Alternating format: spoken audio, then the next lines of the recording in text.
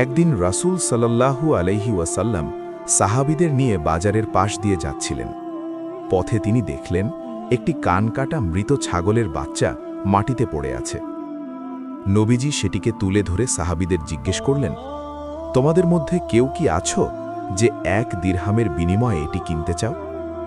সাহাবীরা অবাক হয়ে বললেন, ইয়া রাসূলাল্লাহ, এটি তো মৃত এবং ত্রুটিযুক্ত, এটি দিয়ে আমরা কি করব? কেউ এটি মাগনা দিলেও নেবে না। তখন নবীজি এক ঐতিহাসিক কথা বললেন।